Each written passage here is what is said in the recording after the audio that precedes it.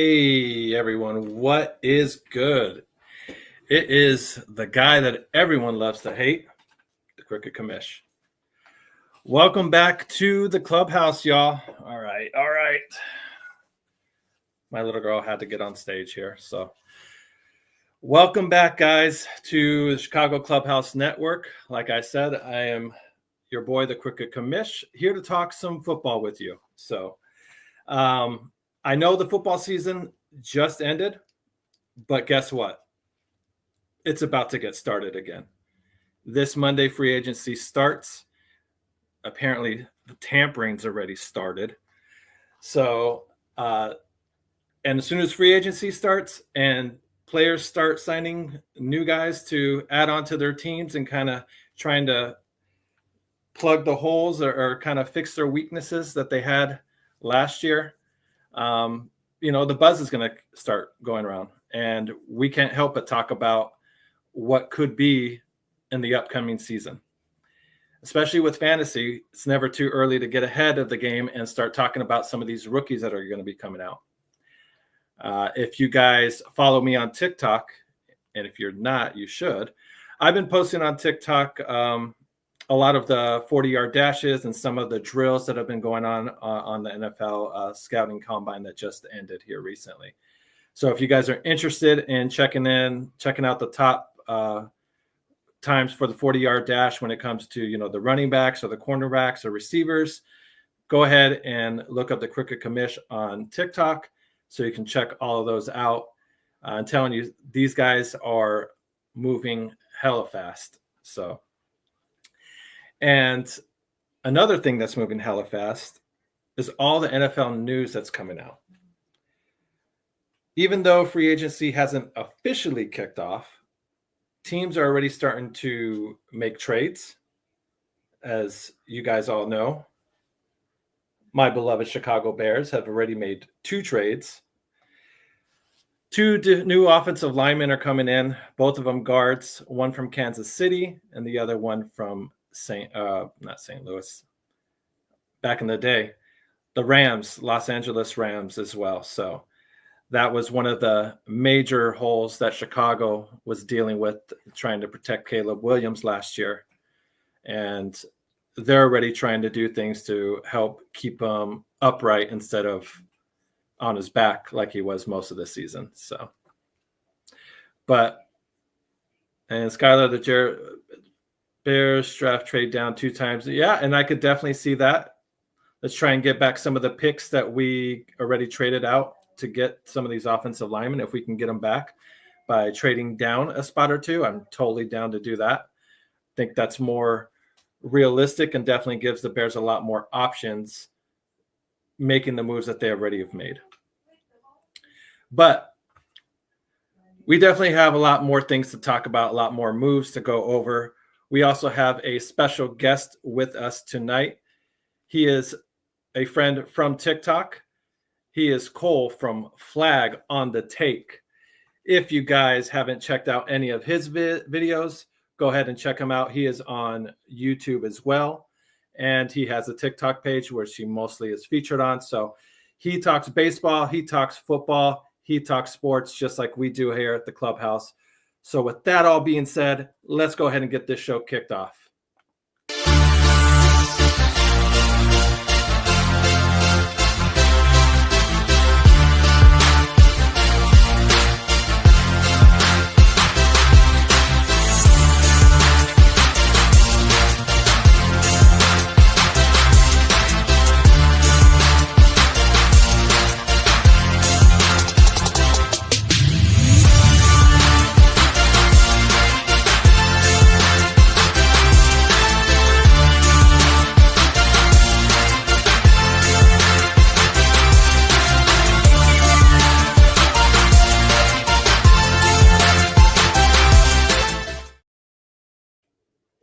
And we are back. Thank you guys for kicking it with us here at the Clubhouse. The more Bears fans and people here watching us here at the Clubhouse, the funner it is. So please don't forget to share this with your other fellow Bear fans or football fans just in general. so we can grow and get more members into the Clubhouse. At the end of the year, we hit around 1,200 total subscribers on YouTube, which is awesome. We thank all of you guys for hitting the sub button. It means the world to us, but we would like to grow even more and try and get to at least 1,300 subscribers at the end of the year. I don't think that's too crazy or too hard of a goal to obtain. So, but we can't do it by ourselves. We do need your guys' help. So if you guys could share, recommend, hit the like button as well, at the very least, just so we can kind of get to a bigger crowd of people here and grow the Clubhouse even bigger than what it already is. So with that being said, let's go ahead and move forward here. Let me go ahead and bring on my guest that I have on tonight's show. Like I said, he is Cole from Flag on the Take, and he coming to us from the East Side. Cole, how you doing, buddy? Oh, I'm blessed. Thank you for having me on, man. I'm very excited, and I appreciate the kind words. Thank you. Absolutely. Anytime, my friend. It's good to have you on. We've been talking with each other on TikTok here and there, talking sports, whether it be football or baseball. And I thought, you know what? You have some pretty good takes, some good insight as well. You seem to know your stuff. You seem to enjoy what you're doing as well, just like we all enjoy it. Figured to have you on, talk some football, some fantasy football, just football in general as well, and kind of get your opinion on some certain topics here in the NFL. I appreciate that insight and love. I definitely have opinions. I absolutely have good takes. That's questionable, but I do appreciate the kind words. Hey, they don't have to be good opinions. We just want an opinion. So the crowd here will judge whether or not that's a good opinion or not. So, but let's go ahead and get into it. We have some guys already in the chat here. We have Skylar saying, attack the trenches, O-line and D-line, running back or two in tight ends, or sprinkle two in the mix. So I'm thinking maybe he's saying get a running back or a tight end in the second round or maybe third round and whatnot.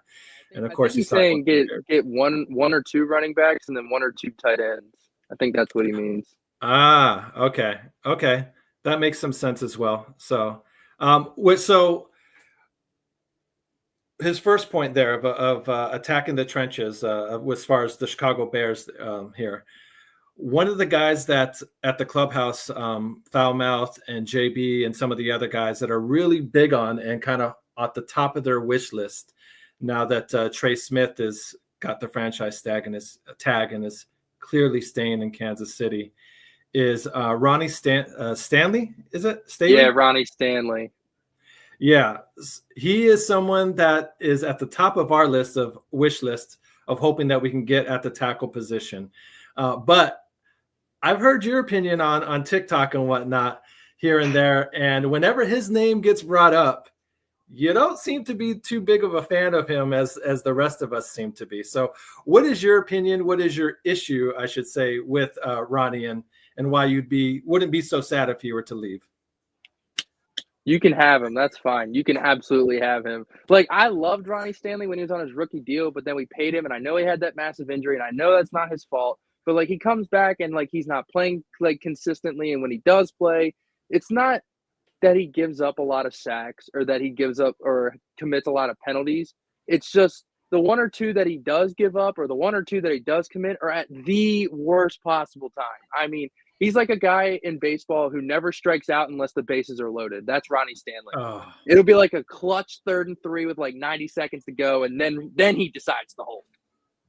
So gotcha. Ronnie Stanley, like, realistically, like, I don't think we can upgrade from him in the free agent market. Like, I don't think there's a better left tackle out there. But just in terms of just being worn down and tired of the Ronnie Stanley experience, like, I'm like, all right, you guys can have him. I mean, good luck. I feel like this was you with Ronnie Stanley at some points of the season. Oh, nah, dog. Come on, man. Yeah, that definitely was it. Because it would just be like the Ravens' offensive line was just like constant like penalties. As you know, we were one of the most penalized teams in the league. And I guess from a former All-Pro, you expect better. And especially, like I said, like they're in the most inopportune time. So it's just like, come on, man. Just like that video. Now, would you gonna throw a little question here? So, and I could be completely off.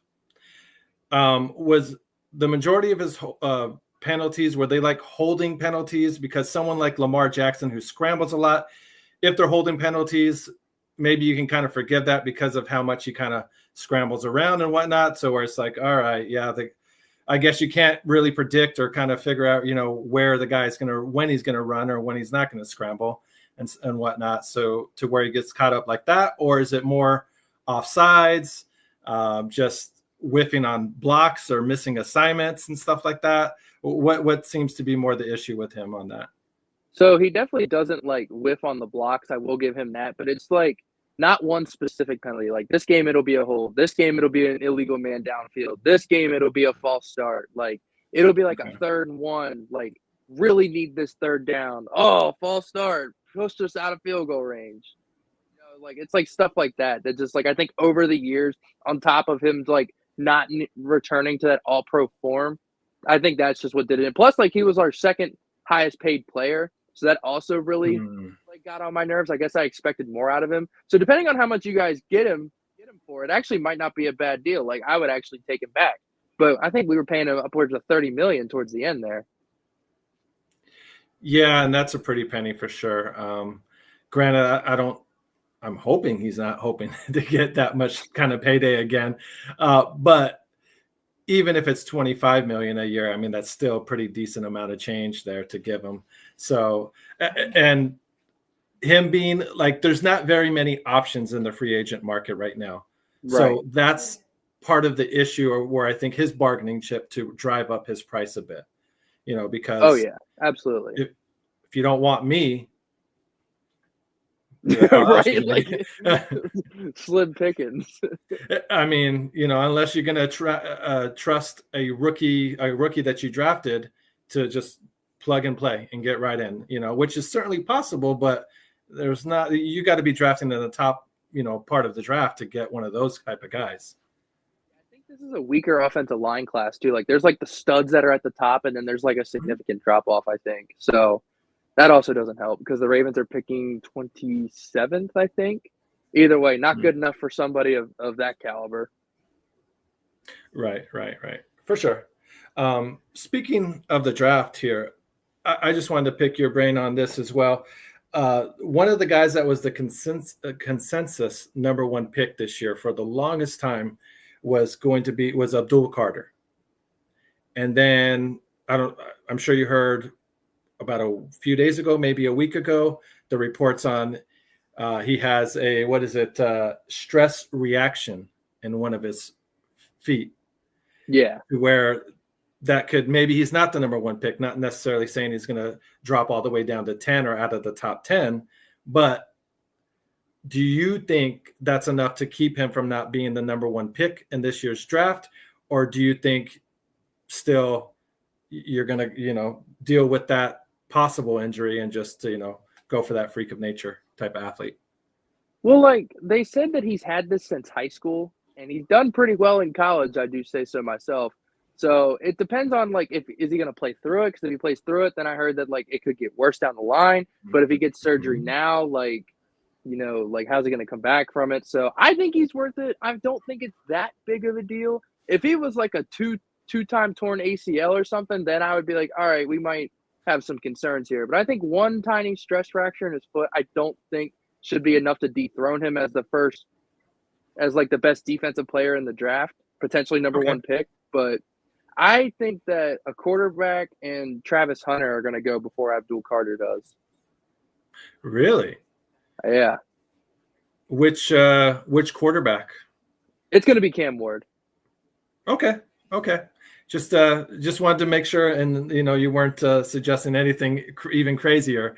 And whatnot. I've heard some bad things about Shadur's combine interviews, so that's definitely not going to happen now. It kind of doesn't surprise me. Like, look who your dad's prime time. Yeah, your dad's prime time. You're telling me that some of that attitude, some of that brashness, isn't going to rub off on his boy, and he's quarterback. Quarterbacks are already cocky.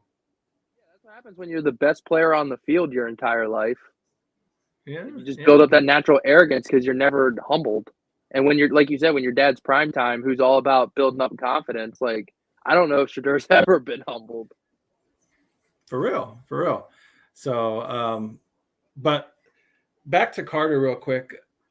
I hear what you're saying there as far as, he's kind of been dealing with this so far, and it doesn't really seem to be affecting him, which is fair. I guess my only concern with him, with that situation, is I think it's not a matter of if it's going to need to be taken care of, but it's a matter of when. Yeah. So if you ignore it now and you've been playing through it, cool, great. Now that you're within the big boy leagues and you have 300 pounders that you're dealing with day in, day out, I'm not sure if that foot's going to hold up under the same kind of pressure and whatnot. And I think it's just only a matter of time before that turns into an actual fracture in his foot to where it's going to require surgery. So from what I heard, he doesn't have any interest in having surgery as of right now, just to kind of get it taken care of, because he doesn't, obviously, if he were to do it now, I think that would affect his draft stock. It wouldn't be a top 10. I think it could possibly drop him out of the top 10, as talented as he is. But I mean, because I'm just assuming that the recovery time is going to at least take into the season. You know what I mean? He wouldn't be able to go right at camp. So, I mean, to spend a number one pick on a guy, if he were to have the surgery and him missing, the first half of the season, if not more, then it kind of makes it like a bit more riskier than I would be feeling comfortable with if I was in that position and whatnot. But like I said, it has nothing to do with his talent. Definitely the most talented defensive player in this year's draft. But just having that issue is just concerning to me, because like I said, once it finally does go and he does have the surgery, I guess we can't necessarily assume that he's just going to be the same player.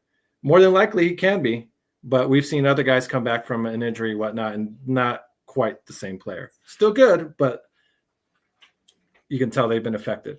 So what he should do is say he's not going to get surgery, get drafted, and then be like, all right, guys, I'm getting surgery. Bro, you know who that reminds me of? Who that's a callback to? Who?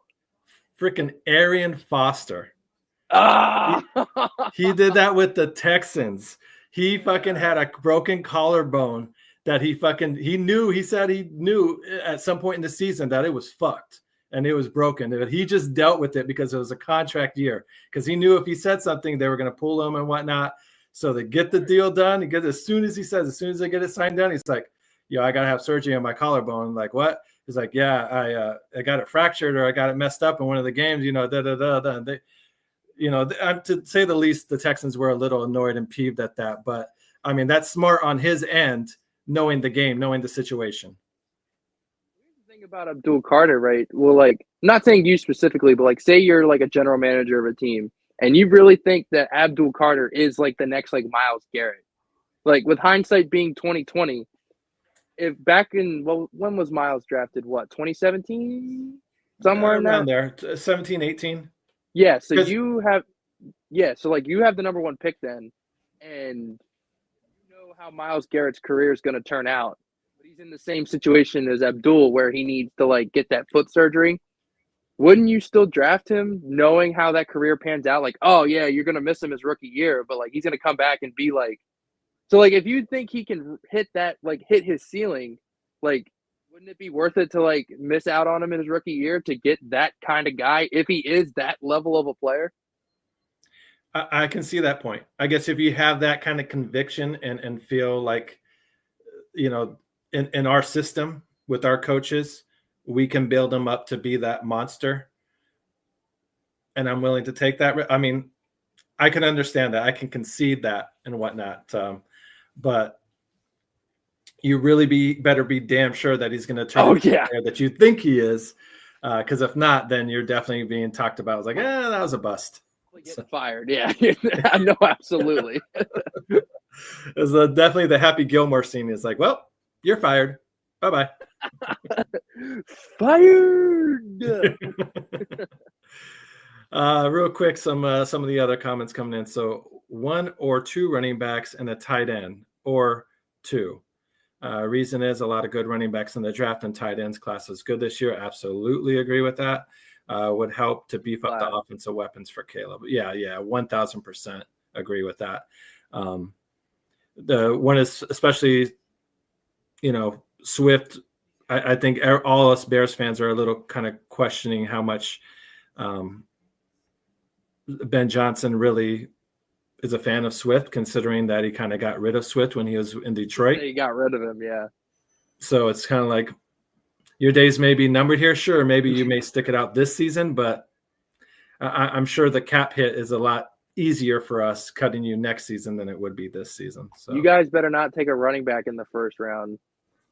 Don't do Bro, it. Do not do it. I know Genty's good, but do not do it. You guys have bigger fish to fry than a running back.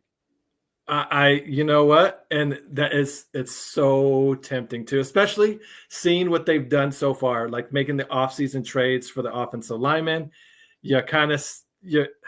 I hope they don't as well, but I do agree, or at least I do think that opens up the possibility or the likelihood that we could trade back from 10 and get a little bit more draft capital, considering what we've done with the offensive line so far. If you can move back maybe 1 or 2 spots and pick up an extra 4th or 5th round and still get a quality defensive end or defensive tackle, or maybe even still an offensive lineman, but you feel more comfortable drafting that guy in the 15th spot than you do at the 10th spot, Yeah, no, absolutely. Because, you got to think about it. Like, Saquon on the Giants all those years. Not saying you guys are like the Giants, but, no matter how good the running back is, if it's not a good team, or a good line around him, what are you going to do? So, like I said, Genty's so tempting, but do not do it.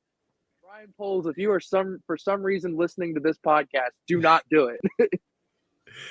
Yeah, he's one of the handful of guys listening. He's on here, but I blocked him. I don't like his comments. So you're not a fan of Big Poles? Oh man, I if he would have gotten the axe at the end of this past season, I wouldn't have been completely mad at it. Just because I knew we're bringing in a head coach, and it's one of those things where I didn't want to keep the cycle going of we're bringing in a new head coach with the lame duck GM. Yeah, right. Because this GM is going to draft a whole set of players to fit this system or scheme. But then if he's gone next season because, we didn't hit the ground running and, didn't have an awesome season, a new GM comes in and all the players we just drafted, it's just we start all over again. But yeah, no, exactly. I agree. I thought Poles should have been fired. I think it would have been better for you guys if you did fire him, but I understand why you kept him, because after he made that fleece of the Carolina trade, I thought Poles was like, oh my God, Chicago's done it. They got a good GM. And then it's just, yeah, everybody was excited with the way that it looked. Hold on, give me 1 second, guys. Everybody was excited with how it started, for sure, and how he was cooking and moving. And that was the consensus with everybody was, hey, just let where are we go? Why am I not coming back? There we go. The consensus with everyone of, hey, just let him cook. He fleeced the Carolina Panthers, and right. You got DJ Moore as well. So it started off so good. And then even some of the players he drafted with Kyler Gordon, we were happy with. We were happy with Shaquan Brisker because he seemed like a good, solid safety that was very violent. And being at even Tyreek Stevenson before the Washington situation was good. Yeah, absolutely. The one disappointing thing I'm still pretty irritated with is for being an offensive lineman, and he talked about how important it is to have a good quality offensive lineman. He has not drafted quality offensive linemen. The You're best not a fan of Darnell Wright? That's it. That's the only guy, because everyone else is offensive linemen he's drafted in the 4th, 5th, 6th round, and they're just guys. It's just a jag, you know. So you guys need to go after that Texas tackle, Banks, yeah. See, and that's who one of I the would ones get. too where if we trade back, you know, the 12, 13 and Banks is still there, boom, you know, perfect. And then we're basically drafting the replacement for Jonas Jackson or Jonah Jackson and with the guy from KC, John is it Turley? Yeah. So I mean, and you let these guys sit and kind of learn under a Pro Bowl vet like that, you know, that would be cool too. So I just think it definitely puts us in a lot better position to draft. Not necessarily stick to a position of need that we need a draft for, but we can kind of go best player in either category as far as defensive line or offensive line, and not just have to be dead set and get an offensive lineman with this 10 pick. That's fair. It depends on who falls and whatnot, because there's always one guy who's like always a mock top 3, and then just down he goes. Yeah. And at 10, you're in like the perfect spot to like swoop them up, depending on who it is. Yep. Let's go to your team real quick and talk with the Ravens. I know you guys are towards the end of the draft in most of these rounds here, but is there any what position would you like to see them focus on, or I guess your biggest area of need for your team? Offensive line, corner, and edge rusher. Those are I would say edge rusher is the most important because we have the hardest time developing them. I would say offensive line is second just because you can never have enough good offensive linemen. And then third, I would say is corner because I feel like we're pretty good at developing corners. Okay, that's solid.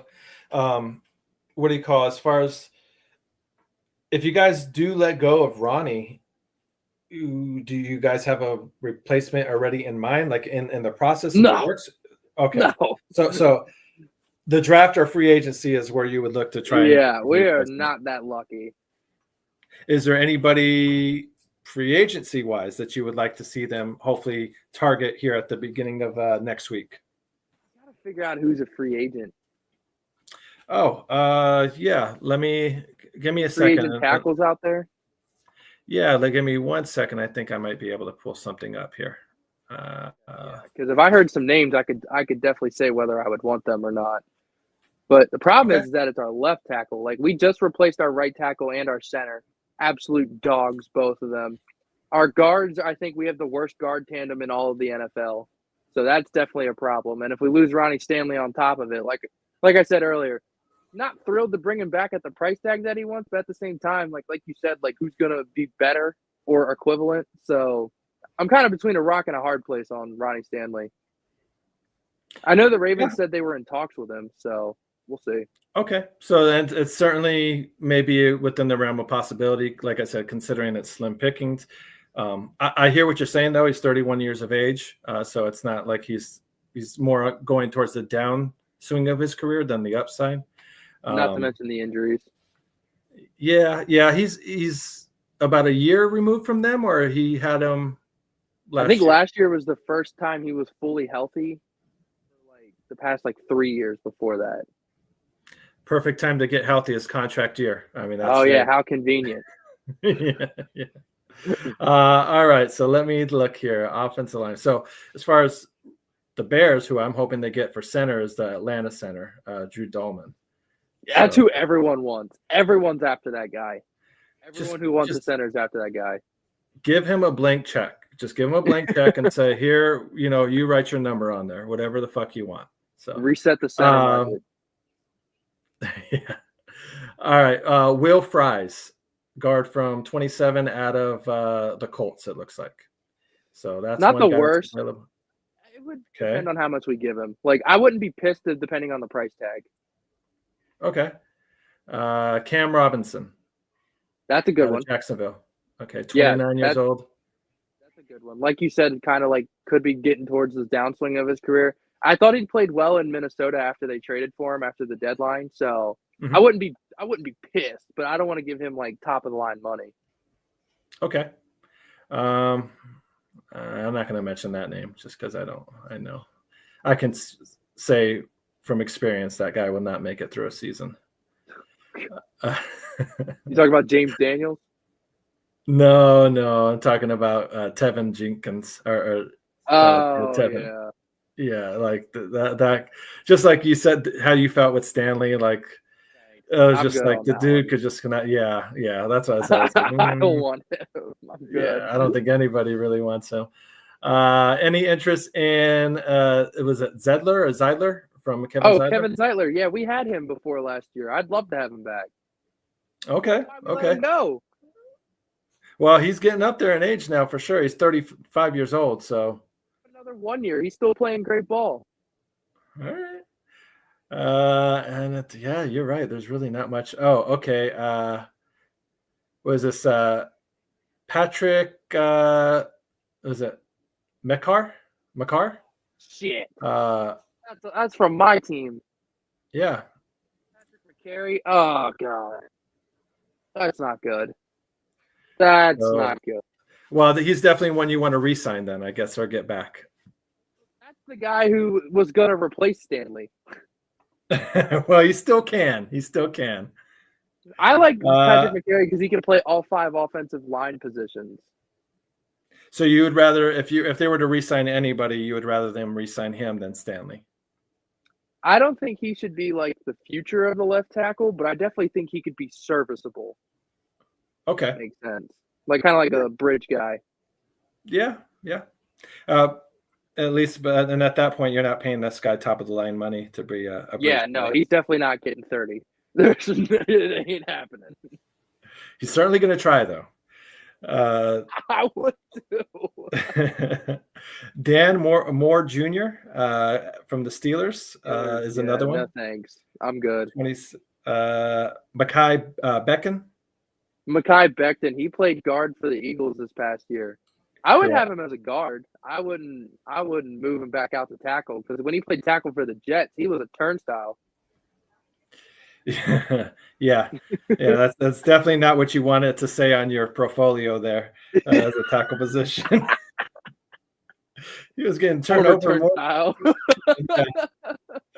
Yeah, that's about it, man. I'm strolling down there, and yeah, there's really not much offensive alignment. So I mean, you would maybe have to do something similar that the Bears did and just trade for somebody. But then, I mean, you're just complete guessing game to try and do that. But yeah, I mean, if you don't want to resign Ronnie, yeah, you don't got too much to choose from. I've seen this movie before. God damn it. Yeah, I hate reruns. You want me to lay it out for you? Yeah, you want me to lay it out for you? Yeah, spoil it for me. Spoiler alert. So, Eric DaCosta, all 5'8" of his bald ass, just struts on in there. Like, oh, yeah, we're only going to give him like $20 million a year. Yeah. Hard number. And he's going to go in there. And Ronnie Stanley and his agent are going to walk in and be like, hey, bitch, 30 or we walk. He's like, oh, God. And just pays them, overpays. He loves to overpay people. Like, we are so blessed that Brandon Stevens declined this contract because he was about to give that dude like 4 years, $90 million. And I don't know if you know, but Brandon Stevens was one of the worst corners in the NFL this year. No, I wasn't aware of that. Costa is a great person in terms of drafting and like getting like steals. Like he's really good at gems. When it comes to like paying like top dollar people, he just gets bullied in negotiations. Hey, you saw the whole Lamar Jackson situation. Yeah, he didn't. Yeah, I mean, he talked a good game, like you said, but Lamar still got paid, but which to be fair, he needed to. He should. I mean, oh yeah, no, absolutely. But like EDC was like, oh yeah, we're not gonna pay him over this. Yeah, he's gonna come to us. All right. Like, well, I think he got maybe a few phone calls saying like, yo, don't fuck around with this guy. Like, just pay the guy his money. Like, there's not another Lamar Jackson out there that you're going to be able to get. Yeah, right. With Lamar, I was cool with it. But Ronnie Stanley, I'm be like, Eric, you do not have to give him $30 million. Like, do you hear yourself? I mean, you don't have to do it. That's fair. So we'll see what happens here. Let's go ahead and take a quick break, pay some bills real quick, and then we'll come back and I have a few fantasy questions I want to ask you, some wide receiver questions, and pick your brain about those. So stick with this. grab a Moors, grab a drink, bathroom break, and then come right back.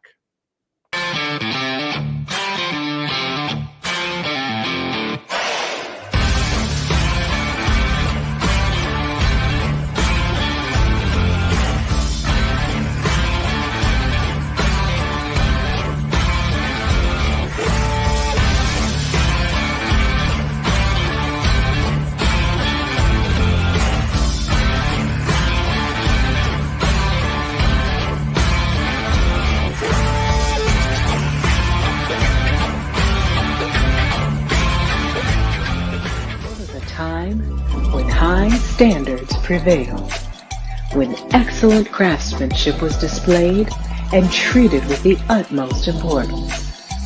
Acquire the crisp, refreshing taste of Moors beer. Moors beer. Raise your standards.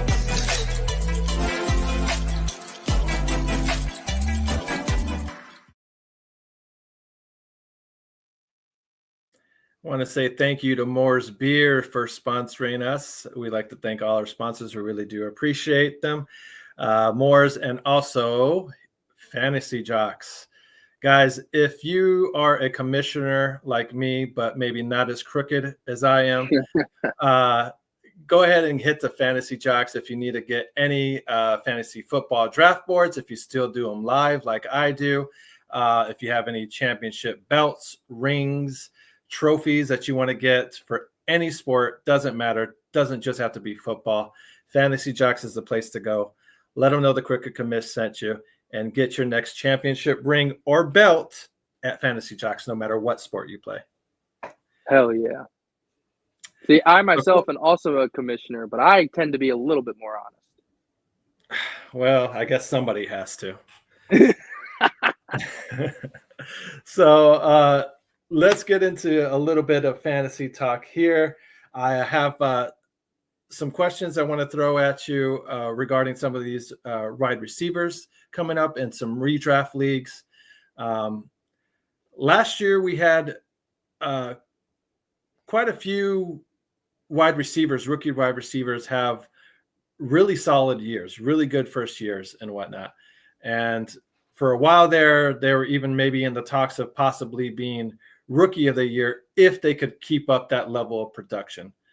Obviously, as we all know, their levels kind of dropped off, and Jaden Daniels' levels picked up completely, enough to definitely get Washington into the playoffs to get him rookie of the year. So, but which out of these two receivers, which team do you think is more dependent on these wide receivers to have just as good of a rookie year, if not better, than they had last year, between Malik Neighbors and Brian Thomas Jr.? Ooh. Which team is more dependent on having success so they can have success? That's tough because I don't like to make them easy. I like it. I'm here for good questions. Like, I initially would have said Neighbors, but with Jacksonville cutting Christian Kirk today, yes. Gabe Davis is not that good of a receiver. He's more of a blocking receiver. So he's got to be Trevor Lawrence's main weapon. But then again, in New York, like, whoever the quarterback's going to be, whether it's going to be Shadur, whether it's going to be Aaron Rodgers, or literally whoever it's going to be, you have Malik Sam Darnold. You have Malik Neighbors. I mean, like, it's not like there's no one else. Like, Sterling Shepard's on the Bucs. I can't even think. Jalen Hyatt. There's another. Wandale. And then you have that tight end from Penn State that was pretty good.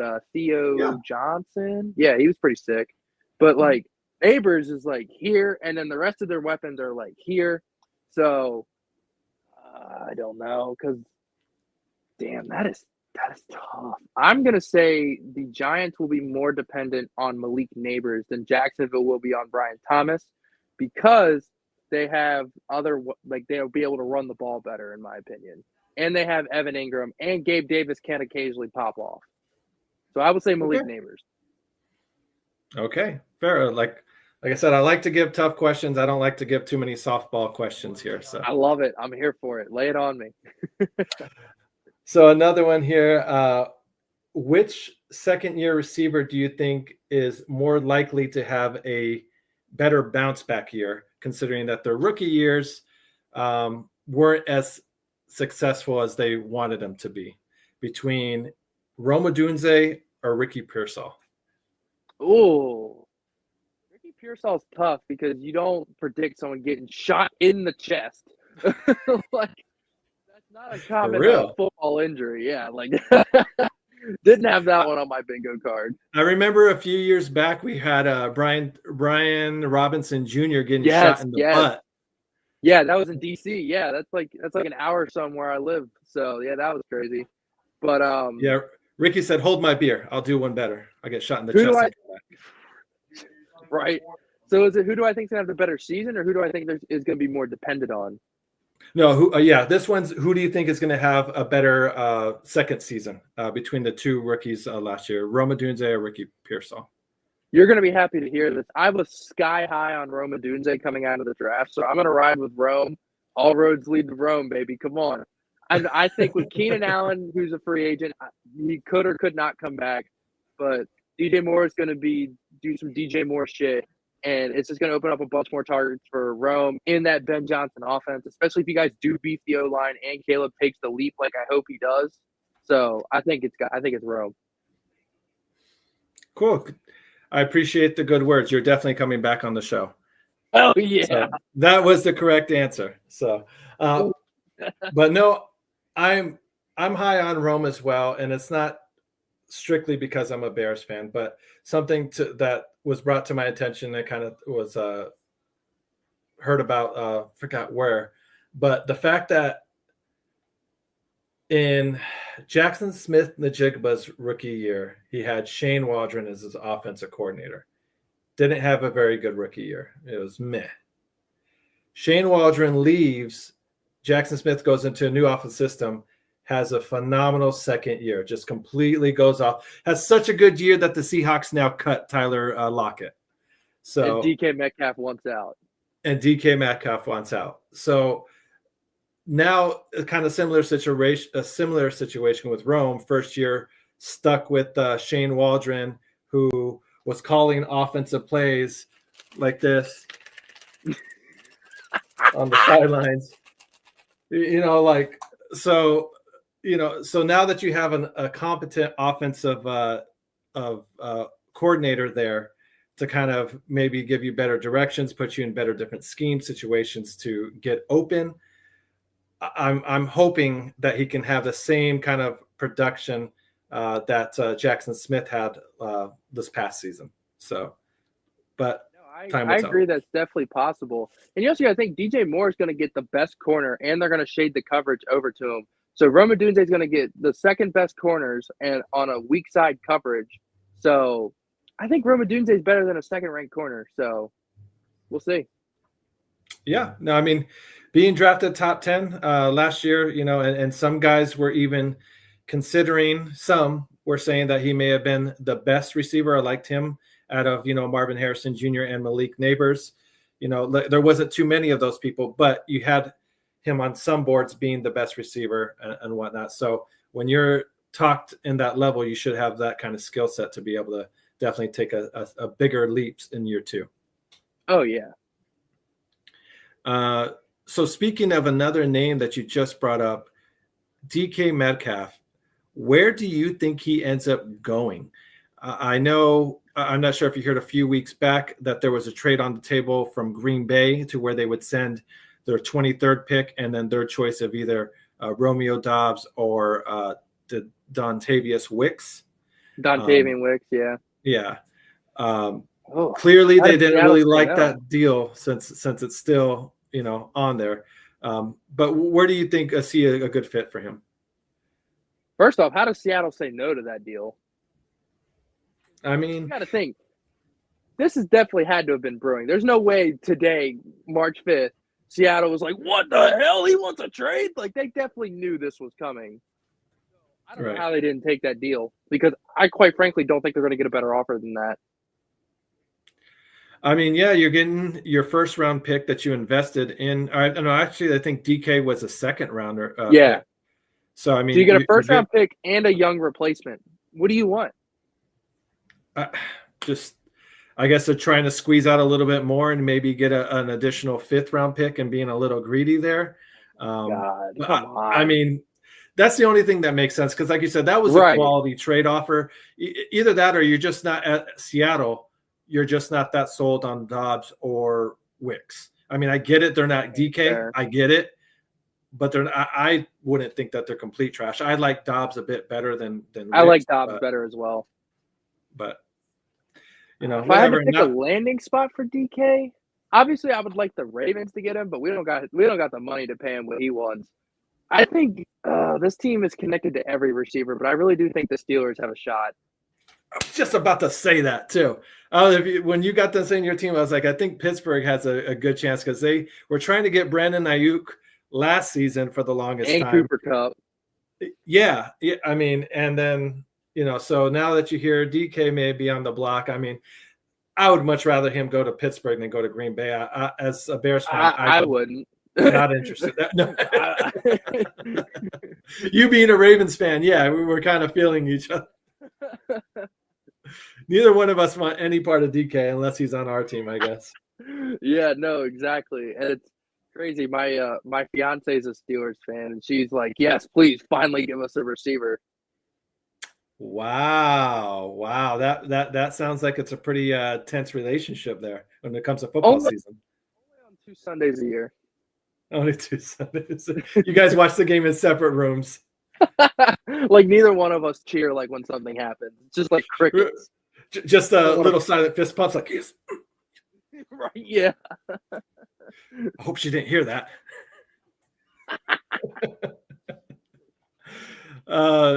So another NFL news that came out across today as well. Mad Max just got an extension here.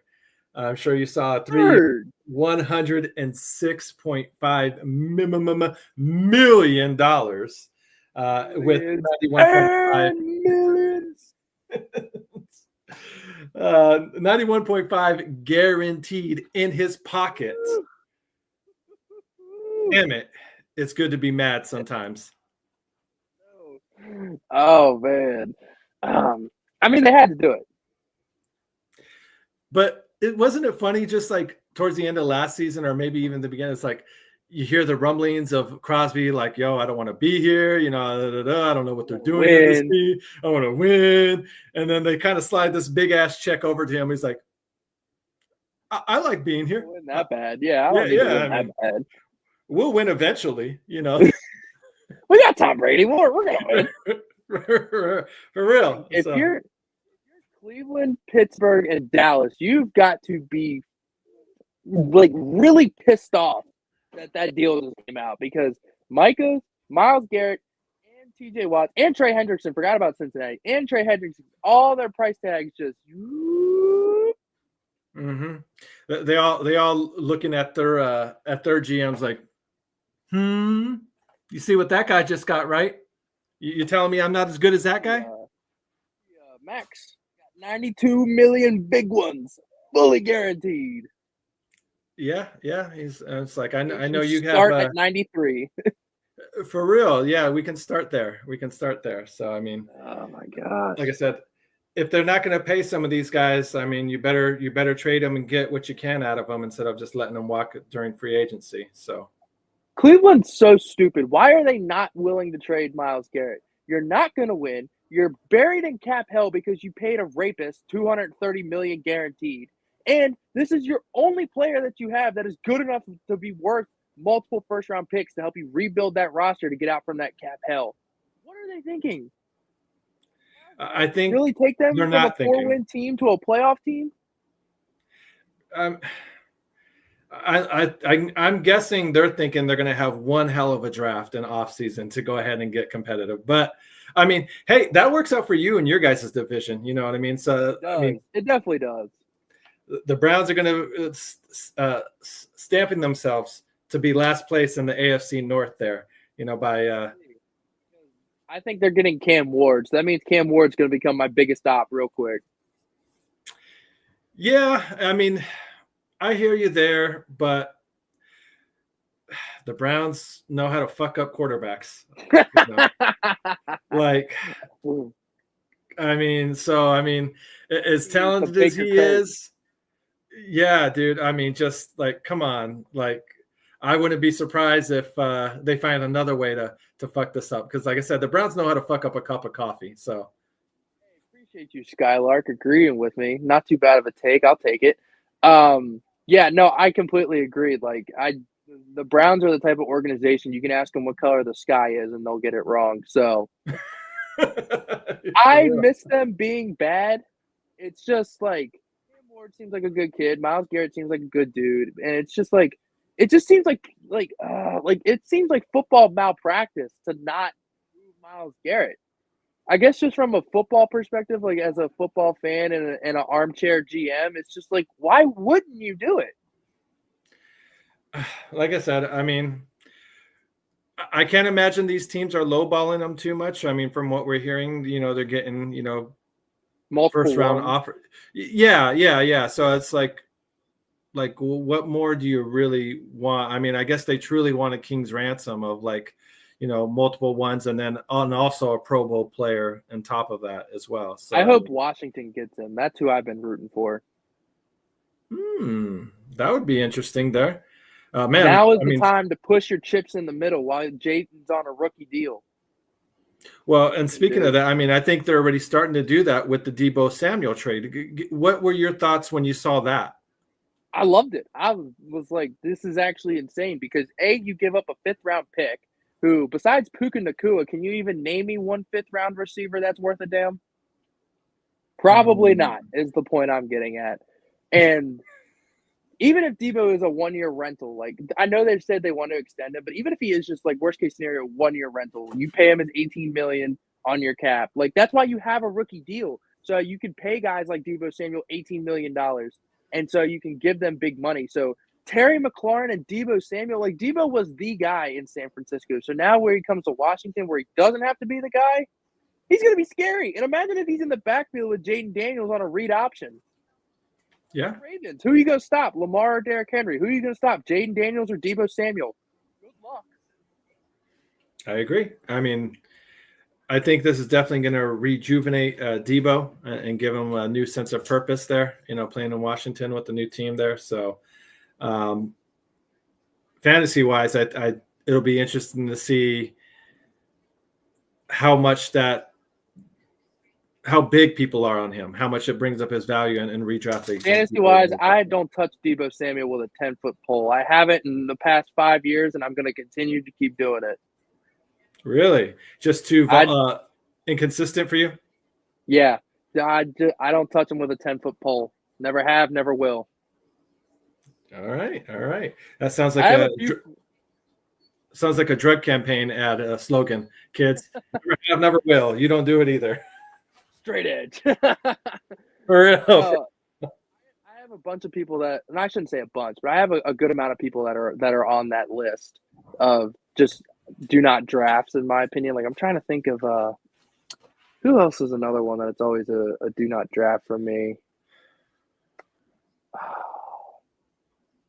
I'm blanking now. Of course, while I'm on the spot, I'm blanking. But it's like happens to the best of us. It's just there's people that's like they're too inconsistent for my liking. It like T Higgins. That's another one. I always pass on T Higgins every time. Kyle Pitts. I've fallen in that trap twice. I will say. Yeah. There was a couple years where I'm like, this is the year. It's got to be, and it's just like, oh, decoy again. Yeah. Disappointed. I know. Like. Go ahead. I wanted to ask real quick before we have a few minutes left here, and then we can get into some baseball talk here at the end here. But a few other guys that are free agents that I just wanted to ring by you, and this could very much be a combo package here. But how likely do you think it is to see wherever Aaron Rodgers goes, Devontae Adams kind of follows? Shortly behind him, and kind of like, it depends on where Aaron Rodgers goes. To be honest, Devontae said he wanted to be on the West Coast, and then Devontae also wants to win. So, like, if Aaron goes to the Giants, Devontae's not going to follow. But if I'm trying to think of where else he could go, that's like he wouldn't follow him to the Raiders. Like, that's the thing. Aaron Rodgers' landing spots are so muddy right now. Yeah, that's true. I mean, I know he was saying he would, being a California guy, he would kind of prefer to play on the West Coast, like you said there. But I'm trying to think where there's an opening on the West. What I teams think on the West Stafford side left, here? I think the Rams would have been perfect. Yeah. I mean, when the Stafford talk was going on, I was all set and ready for Sam Darnold to go over there in LA. I heard I that as well. Yeah. him being a California guy as well. I think in his heart of it, like he was hoping, like and saying, Stafford, just go away. you know, you're too old. But yeah, as far as Rodgers goes, maybe New Orleans. Maybe This guy in that's the chat says the Chargers or Kansas City. If Devontae Adams goes to Kansas City, I will actually like do a flip off the roof of my house. wow, that's a good one, Skylar. Yeah, and then I mean the Chargers definitely need a wide receiver as well. Chargers would be perfect. Yeah. Yeah, no, I agree because it was a Lad McConkey. Is about the only Lad thing. McConkey. I am so high on that guy. Yeah, he is definitely one to where if you drafted towards the end of your drafts this past offseason and you were able to hold on to him and is maybe like a keeper and you're in a keeper league, he's definitely one of those guys that you would definitely recommend or considering keeping him because more likely than not, that's a guy that you drafted with one of your last picks, the last 2 rounds.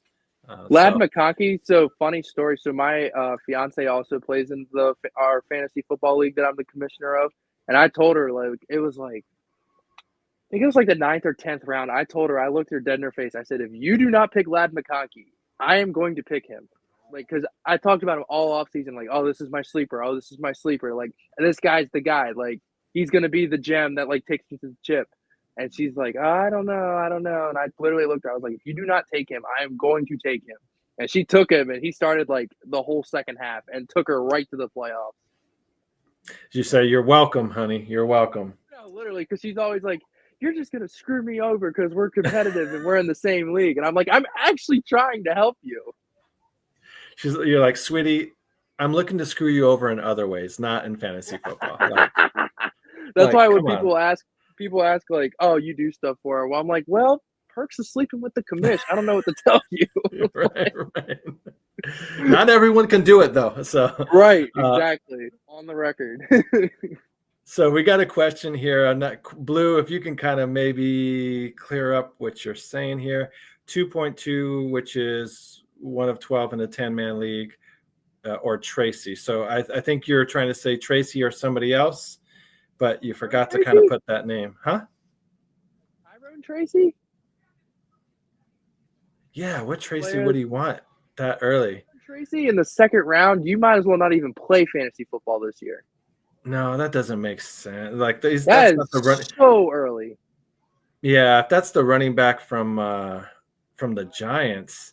That's like diabolically early.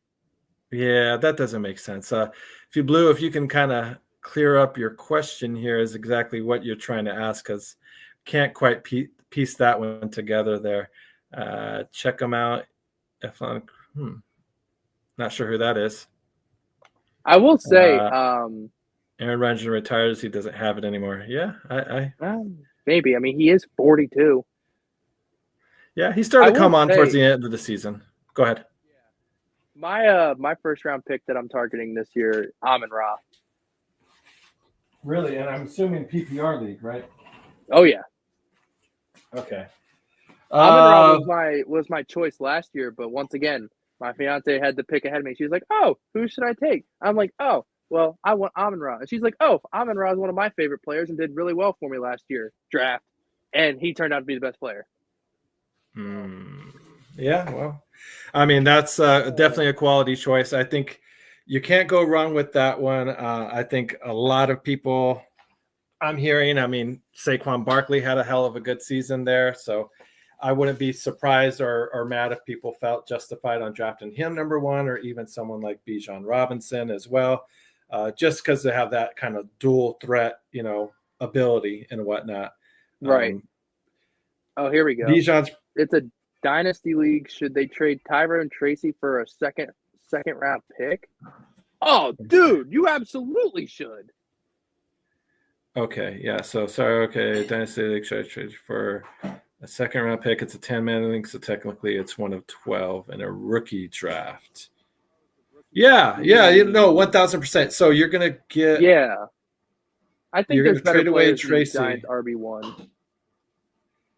Yeah. I mean, yeah, I think that's some good value for him because I mean Tracy, more than likely, is somebody you just kind of picked up off the free agent list last year at some point, or if you did draft him, he was one of your later drafts in your dynasty leagues and whatnot. But if you can get that kind of value back for Tracy, I don't hate that at all. And I think there's definitely a lot of, especially with the running backs, quality of running backs that are coming out in this year's draft. Deep class. Yeah, I mean, it's going to make the free agent rookies for drafting, a lot of quality is there as well. Someone like Caleb Johnson, DJ Harvey is another guy that's getting a lot of play and bump up as well. Who is another one? Caleb Johnson is a good pick.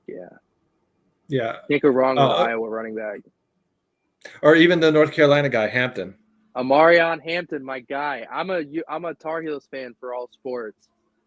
Watched him play for many years. Very good player. Definitely recommend drafting him. Yeah, so I mean, those are definitely guys that I would kind of feel good, trading away Tracy, and if I could maybe draft one of those guys to replace. I don't think him, Amarion's going to be there, but I think Caleb Johnson has a chance of being there. Yeah, I think Amarion's going to be a first-round pick in fantasy. He might be a first-round pick in real life. Hey, I mean, he could sneak in there for sure. Ollie Gordon, I saw some of his 40 times in his Deuce Staley drill shuffle that he did as well. He has some good speed as well. So let's see real quick. I think for the most part, I got most of my questions here. I guess one more just for shits and giggles, just because he's an ex-Bear here. Justin Fields, where do you think the Saints back up somewhere else again? Where do you think the Giants maybe? Where would you see he could have the best position for him to thrive? So, long story short, my family is Michigan fans, but I did not adopt that. But what I did adopt was the hatred for Ohio State, where Justin Fields was from. But I saw this dude playing, and I'm like, dude, I hate Ohio State with every bone in my body, but Justin Fields is a dog. So coming out of the draft, I was like, wherever he goes, like I was so sky high on Justin Fields coming out of the draft. And for him to not work out in Chicago, granted, not entirely his fault. I'm not saying it is, but yeah, I still think Justin Fields has something in the tank. I don't think it's in Pittsburgh. I think Pittsburgh has already run its course with him, but I'd like to see him on the Jets. The Jets, okay. I've been hearing a lot of him to the Jets and to be the starter, so I wouldn't hate it. Give him a fair shot. He was 4-2 in Pittsburgh, and they benched him for some washed-ass wannabe Hall of Famer. Russell Wilson is not a Hall of Famer. I will die on that hill. Yeah, I think if he would have won that second championship, that would have cemented him in there. But that interception there at the end, instead of handing it off to Marshawn, that kind of axed it. Well, also think of this. What team has paid $80 million to tell a Hall of Famer to get the hell out of our building? Took $80 million dead cap to say, pack your shit and get out of town. It was a mistake to give him that contract to begin with. You don't say that about Hall of Famers. No, I mean, no. Well, okay. That's a fair point. No, that's very true. That's very true. Like, yeah, I mean, yeah, he wasn't necessarily even at the end of that. Nowadays, quarterbacks play until they're 45. So, I mean, this guy being in his early 30s, like he's still in his prime, so. Like Aaron, if you said this about Aaron Rodgers right now, I'd be like, he's in his 40s. Of course, like that's going to happen. But at 32 or 33 or whatever he was, Aaron Rodgers was dropping MVPs. Yeah, yeah. Surprisingly, everybody. I know I wasn't loving that part, but like I said, Ms. Holmes says Justin Fields should go to the Giants. All right. I mean, they need a quarterback as well. I don't love it. Yeah, I mean, hey, at least he would have a quality receiver and neighbors to throw to and stuff. So, but he would definitely need some additional weapons there to help him. JF to the Jets would be interesting. And then, pair him up with Garrett Wilson. Yeah. That's where I was That's where I was getting at. Not only have I heard it, but they played together in college, and that connection was fire. That's very true. Very good point. Very good point. All right. Let's get into some baseball talk real quick before we go, shall we? Oh, yeah, always. So being over here in the good state of Arizona, even though I have to deal with 115 summers, right before we get to that point, we have a nice little month and a half to where it's a good 70, 80 degrees, and that's called spring training time. So being in Arizona, like I said, we're lucky that we get at least half of the 32 baseball teams out there that come to our state sprinkled across the valley and whatnot. So have gotten to see quite a few of my Cubs spring training games, and they've been looking pretty damn good, if I don't say so myself. Really? Granted, okay. Not important games, I get it, but I mean, being I think is it 8 or 9-1, 9-2 to start the spring training. Wow. I mean, and everyone seems to be hitting the cover off the ball pretty good. I hate to get excited over these games, but God, I'm hoping that can translate and roll over into the regular season here at the beginning of April. How is your team, Baltimore, the Orioles, looking over there in Florida? We're in shambles. The city of Baltimore is currently burning to the ground as we speak. Oh, okay. Yeah, so we received some pretty devastating news earlier today, and everyone I know, I think, just about had a heart attack. So it's tough times to say the least. It was announced today that Gunnar Henderson is doubtful for opening day. So Baltimore about burned to the ground this morning. Wow. Well, at least you got that going for you. So. Yep, and we didn't sign or trade for an ace. Gotcha. So Baltimore's having a blast. Yeah, that sounds like the season just got longer for you. It's just great. I said for years that 2024 we were going to win the World Series, and then we forgot how to hit the fucking ball after the All-Star break.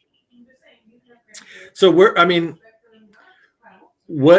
were you hoping that they would do during this past offseason that they didn't do? It's like, I'm kidding. I actually wanted them to get an ace. Any particular player in general that you were hoping that they would just go out and get? Say that again. You're cutting out there. The guy the Yankees signed. Oh, okay. How much did he end up getting? It was like 8 for 200 something. But the Orioles have no lefties in their rotation, and they need an ace. Max Fried is both, and Max Fried has playoff experience, which we clearly need. So it was right there. And here's the thing, right? We knew Burns was not re-signing. I knew that after the All-Star break. Now, granted, I'm a little bit more into the weeds than the average fan is, but I could have told you after the All-Star break, Corbin Burns is not coming back. And what did they do? They put all their eggs in the Corbin Burns basket, didn't talk to any other major free agent, and they're gone. Gotcha. Well, the only thing we have left is trade for Dylan Cease, but they want Samuel Basayo or Kobe Mayo, and I'm like, fuck that. No. Hard no. Well, that sucks as a Orioles fan. Like I said, the season's just getting started, and they're already not giving you anything to kind of be excited or cheer about with next to no moves done in the offseason. Who look good? Well, I mean, hey, I guess you're gonna have to take the small little rewards where you get them and whatnot. But Rutschman seems to be back, which is pretty sick. I mean, okay. I mean, like I said, when you miss out and you don't get any kind of big time player. Any kind of big time players that your team desperately needs. and they kind of just sit on their hands in the off season. As a fan, it doesn't get much more frustrating than that, because it's like, how am I supposed to get invested into the next upcoming season? I mean, like you said, we got a player here or two to where, sure, we'll go on a streak where we win 4-3 games, but then we're losing 5, 6, 7 games and stuff like that. And it just makes the season a lot harder to watch and kind of stick with it when your team's doing more losing, and especially in horrible fashion. Like the White Sox were doing last year, bumping into each other in the outfield and whatnot. I went through that. Dude, that did not seem fun at all. Like that as a what do you think of least amount of baseball I watched in my whole life was those rebuild years. I mean, trust me, being a Cubs fan, it seemed like all the way up until 2016 we were always in a rebuild year and whatnot. Yeah, that's how the Orioles felt. And then it's like I said, then it sucks any kind of player of value that you do get throughout in your farm system. When it comes time to pay them, more often than not, you're having them kind of either trading them away or just having them go away just because you can't afford. Hey, at least you got Kyle Tucker this year. That'll be pretty sick. Yeah, I mean, that part is cool. I hope we have him longer than just 1 year, though, because if we ends up leaving at the end of this season, it's kind of like, yeah, that was nice for a moment. You had a cup of coffee. Yeah, right. Yeah. You know, like if we could sign him to at least, where he's here for at least 2 or 3 years, that would be ideal. I mean, that would something I would prefer, especially since we don't really know what's going to happen with Suzuki and if he's going to have any kind of a consistent bat at all this season, considering last season it was, he's another guy that had a great spring, and then once the season started, just went to shit. I think he got hurt relatively early and hit the DL, and then once he came back from the DL, just was not hitting the ball the same way at all, and kind of ran into the same situation with Justin Steele. First game of the regular season, he ends up falling down or getting the ball hit right back to him and getting a bruise on his leg. Yeah. And then he's out. Only kind of saving grace last year was the other pitcher, Imanaga, or what's his name? Yeah. Yes. He was the only kind of saving grace that we had last season, to where, he was throwing some good heat and was consistent more often than not, and was our saving grace. Splitter was lethal last year. Would you say Twitter was lethal, or his splitter? Oh, his splitter. Yes. No, that was probably his best pitch there. I know. I was watching it going, damn. Yeah, I mean, he was definitely a true guy that definitely deserved to make the All-Star, one of the few All-Stars that we had on our team as the Cubs last season. So I'm hoping he doesn't go through a sophomore slump and he can kind of pick it up and bounce right back. The other guy that I'm hoping can have a good season in our rotation is Assad. Javier Assad. Had a decent beginning part of the year, but then I think teams kind of caught up to him, or his arm just kind of died off at the end, and he started getting rocked more often towards the end of the season. No, I believe it. Yeah. So, but if I know we have some White Sox fans in here, and I know the only thing that they're hoping for is they don't get triple digits in the loss category again this year. So. I wouldn't hold my breath on that. I think this team is worse this year than last year. Especially if they end up moving on from some players, like if they end up trading Luis Roberts away at some point in the season, like Crochet. Exactly. I mean, and then if Lihoy Jimenez can't stay healthy again as well, so it's just one of those things where, like, the only kind of solid pieces they have on their team are some decent pitchers, but then other than that, like, you're a White Sox fan, the only thing you're rooting for is Jerry Reinsdorf to sell the team. Oh shit, that can't happen soon enough. And the Bulls too, while you're at it. Yeah, I'll say, and the Bulls, yeah. They're playing for the 10 seed every year, the Bulls. Yeah. Jesus Christ. They can't even. That's a team that can't tank right for sure. Like, It's just like the Wizards. I mean, the only player to really go after are the one Cooper Flag. I mean, The main that's event. the one that you need. Yeah, and you're not going to be able to get him drafting at spot 10 or spot 11 or some shit like that. So it's just like, come on, guys, what are we doing here? Whoa! You're not happy to make the play-in tournament and get blown out by 30? That's such a fucking joke. That's know, such a I joke. know it's such stupid. It's so stupid. I don't know. So what is more ridiculous, the play-in game or that midseason bullshit tournament that they have nowadays? The midseason tournament bullshit. At least Jesus the playing Christ. game makes sense. Yeah, yes. Okay. At least the playing game makes sense, and I can see for TV rating wise, you want to draw more interest, make it more exciting, get people to watch because God Fan knows. bases that think they actually have a chance. Yeah, that too. But like the midseason tournament, I'm like, what are we doing? What is the point of this?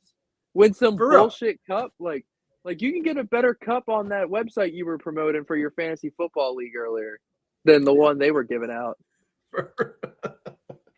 No, you ain't lying. Like I said, that's so ridiculous. There. Hey, I appreciate it. We'll take any plug we can get. So, but yeah, that is one of the more sillier things I've seen the NBA try and draw up interest. Hopefully, they come to their senses and get rid of that shit because I think it's only a matter of time where teams start focusing on that shit than the actual championship and start putting more value in that. That would be the worst case scenario for the NBA, where it's like the end of the midseason tournament, and everyone's like, "Oh, that's it for basketball season." Yeah. They're bragging more about we winning an midseason championship. That would be like how the NIT used to be the big dog college basketball tournament. And then the NCAA tournament came along and took over that shit. And now the NNT turned into the not important tournament. Can you imagine if the Chicago Bulls ever won the midseason tournament? Jerry Reinsdorf would think he hit the fucking lottery. Jesus Christ. No shit, huh? He would be like, what are you all bitching about? We won. Put the banner up. Right there. Says that. Midseason. What was our record? Barely winning, but we won the season. Jesus Christ. Yeah, no, I could see that. That's, so. I'm always down to make fun of Jerry Reinsdorf. Trust me, so are we here. So you're welcome here anytime to do that. You need to get something off your chest talking about Jerry. Please shoot me an email. We'll get you on here, Cole. Don't worry about that. Oh, man. So, Cole, with that being said, we're about an hour and 20 minutes coming on here, going a little longer than we normally do. We've got a comment coming in. Tony Williams, new guy. Haven't seen you before. Thank you for checking us out here at the Clubhouse. Hit the like button. Hit the like button, subscribe. We talk all Chicago sports here. So Cubby's looking hot so far, guys. And boy, you ain't lying there. Hopefully they keep it up. We were just talking about that. But like I said, we are getting towards the end of our show. If you're just tuning in here, sorry that we're catching you or coming in here towards the end. And here we're bouncing out when, you just got here and you're thinking, hey, the party just started. I just got here. Why are you guys leaving? Can always watch it back later. Bingo. There you go. So check us out. Like I said, Flag, Cole, is there tell the good people here where they can find you, where they could get your opinions and your page, whether it be TikTok, YouTube, Facebook. Where could the good people of the Clubhouse come and find you at? I appreciate you. We are at Flag on the Take Pod on YouTube. That's where we drop the main podcast episodes. So if you're watching on YouTube right now, just go ahead over at Flag on the Take Pod or Flag on the Take. Normally, if you search either one, will pop up. We're also on TikTok and Instagram at Flag on the Take as well. We post. That's where kind of more clips and like opinions as things happen. But like I said, the actual YouTube is where we post our actual podcast. And same with Apple Podcasts and Spotify. If you prefer audio only, that's fine. You can get the same content. It's the same exact show. But we post every Wednesday, new episodes, but we got clips and opinions daily on TikTok and Instagram. So I appreciate you, Crooked, having me on. I appreciate you supporting the content and, forming this relationship. You're a really chill dude, and the network's cool as shit. So appreciate y'all. And yeah, thank you for having me. Anytime you want me, I'm here. Awesome. Yeah, it's not a problem at all. Love to have you on, Cole. You're, like I said, more than awesome, and chill and talk with and talk sports. I like your opinion. You bring up a lot of good points when we're going shooting the shit back and forth. Another thing I wanted to give you a chance to kind of plug out. You have something with, was it Huga House or something Yes, along the lines? that is correct. So I'm actually wearing it right now. I got the Yes. hat on right here. Got the hoodie going on here. So Huga House is a newer brand. It's a clothing brand, and they established in 2022. They're trying to have the perfect hybrid between the highest quality materials that you can get, and then also like a competitive price, so they're not beating you over the head with ridiculous prices. So Huga House, I picked them for a reason because the quality is absolutely absurd, second to absolutely none, and the price is something that is reasonable for what you are getting. So if you do decide to check out Huga House, code FLAG15, that's FLAG15 at checkout, you get 15% off your entire order. So go ahead and check that out as well. We're worn by celebrities such as Aaron Rodgers, Shane Gillis, Shohei Ohtani, Josh Allen, and more. So you go on their website and check them out. It's absolutely great. I love partnering with them. It's awesome. So appreciate that. Absolutely. I'll Sounds put it good. in the chat here for everyone looking. Yeah, So please. They said it too fast. Yeah, and make sure people know, just so you never know how it may be spelled as well. Some people spell things funky. So there you go, guys, here. So And that's also 15 the podcast account right there. So you can just click directly link to it. Beautiful. There you go, guys. 15% off your entire purchase here using that promotional code at Huga House. If you guys haven't ordered yet, what are you waiting for? Get Exactly. Come on. So, and then there we go. If you guys are interested in checking out Cole and listening to any of his opinions, chatting it, drop him a comment in the chat as well, whether if it's a live video or not a video or recorded video, he will get back to you and chat you back Oh yeah, up. absolutely. I can promise you that. So Tony Williams, the Bears are going places this year. I'm so damn excited. Yeah, me too, buddy. Me too. So can't wait for the season to get kicked off and to see what they do in this offseason when free agency officially gets kicked off, and see what kind of defensive line help they get, because that's something we also still desperately need. But with that all being said, I am the Crooked Commish. This is Cole from Flag on the Take right there. Please hit that like button, guys. If you haven't already, please share us. If you haven't already, be good out there. Be safe out there. But remember, if you can't be good, well, damn it, at least be good at it. This has been a Chicago Clubhouse Network production. Bye, France. And now it's all over.